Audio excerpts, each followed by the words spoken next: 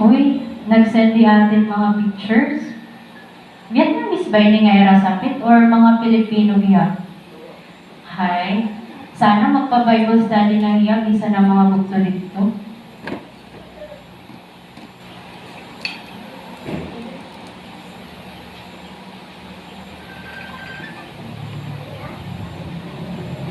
Hello, Te.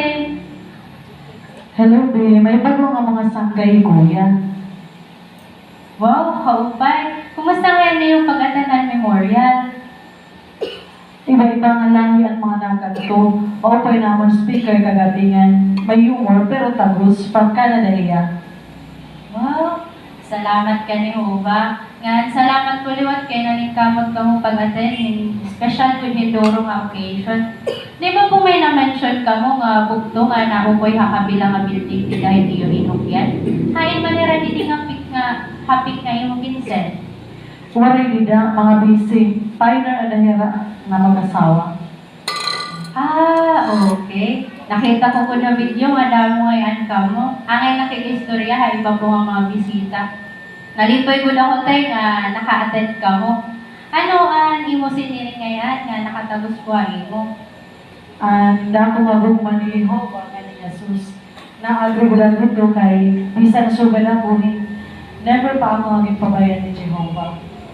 Salamat ha, pag-appreciate ko nito. How much more po kung ang loyal lang ni Jehovah nga ginahatag niya iya katawhan na imo ma-experience. At di makialayang bulong na ko pagbasa ha, ni kadua ko rin to 5:15. Oo nga, Nazareth. Ngayon namatay niya para hangatanan, base ang mga buhi, di rin na mabuhi para iragalugaringon, kundi para haliya nga namatay, para halilangan yung buhi. Salamat po, Te. Based dita, ano ang pwede natin buhaton para ipakita ang ating pagpasalamat kaning hubangan kan Jesus? Nga di rin na mabuhi para iragalugaringon, kundi para haliya nga namatay, para halilangan yung buhi. Tama ka po. Nga, pauna naman puluan natin ito manihimo. Pagtuungan pagampo. Opo. Pero pauna na natin may ipapakita natin pagtuo. Pagkilala ng pagtuo kanino pa mismo. Tama liwat ito. Pero pauna na liwat natin masasabdan na inuuyunan pa ito ni Jehovah. Di ba po, di rin na natin nababatian ni Jehovah nga nayakan tikang halangit. At na ang Bible na iyaging gagamit. Amo po ito nga, gina-encourage ko ikaw tikang pahagto nga mag-aramhan Bible. Karuya mo po ba i-try to this time? Pangarap ka mag-iwan din pero ako busy nga, basta lang. Sige po.